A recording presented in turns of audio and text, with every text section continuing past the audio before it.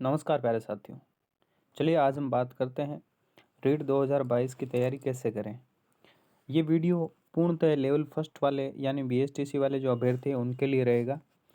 तो सबसे पहले देखिएगा, सबसे पहला क्वेश्चन है आपका कि परीक्षा जो रीट परीक्षा आयोजित होती है उसमें कितने विषय होते हैं, और दूसरा नंबर जो प्रश्न है वो ये है कि कुल कितने प्रश्न पूछे जाते हैं। ठीक है, उसके बाद हमारे सामने नेक्स्ट आता है कि पेपर कुल कितने अंकों का होता है, फिर क्या नेगेटिव मार्किंग होती है, पेपर में समय कितना दिया जाता है, और शुरुआत हम जो तैयारी करेंगे उसकी शुरुआत किस विषय से करें। चलिए इन्हीं सभी प्रश्नों के जवाब जानते हैं। सबसे पहला प्रश्न लेते हैं कि रीट में कितने विषय होते हैं।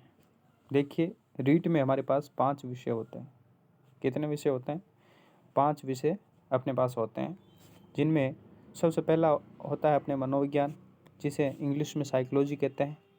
उसके बाद हमारे सामने 2 भाषाएं लेनी होती है, जिनमें दोनों में से हम कोई भी जो अपनी मनपसंद भाषा है वो ले सकते हैं। बशर्ते बस इतनी शर्त है इसमें कि जो भाषा आप प्रथम भाषा के रूप में चुन रहे हैं, सेम वही की वही भाषा द्वितीय भाषा के रूप में आप नहीं चुन सकते, है ना। एग्जाम्पल के तौर पे अगर आप फर्स्ट लैंग्वेज हिंदी ले रहे हो तो सेकंड लैंग्वेज भी हिंदी नहीं ले सकते, आपको अदर लैंग्वेज लेनी होगी। ठीक है, उसके बाद हमारे पास मैथ्स आती है, मैथमेटिक्स गणित का विषय अपने पास रहता है। और उसके बाद सबसे अंत में एनवायरमेंटल स्टडीज़, पर्यावरण अध्ययन को लेकर के प्रश्न पूछे जाते हैं।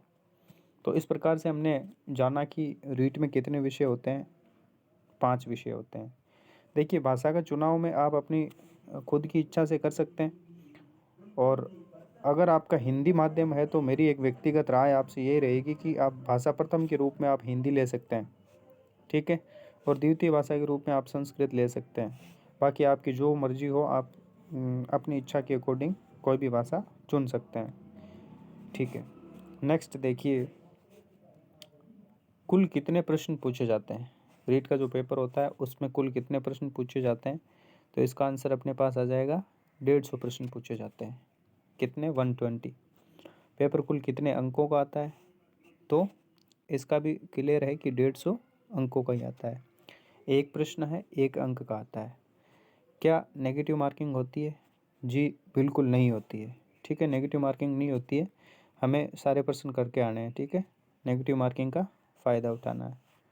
और पेपर में समय कितना दिया जाता है, तो इसके लिए आप देख लो, 2.5 घंटे का समय दिया जाता है। 2 घंटे और 30 मिनट का आपको समय दिया जाता है। अब सबसे मोस्ट जो सवाल है अपना, उस पे चलते हैं कि शुरुआत किस विषय से करें। रीट 2022 की हम शुरुआत करना चाह रहे हैं, किस विषय से शुरुआत करें। देखिए, अभी हमने देखा था कि हमारे पास 5 विषय होते हैं, जिनमें से एक मनोविज्ञान ही एक ऐसा विषय है जो अभी तक हमारे लिए अपरिचित है, यानी हमने इसको अपने जीवन में कभी पढ़ा ही नहीं है।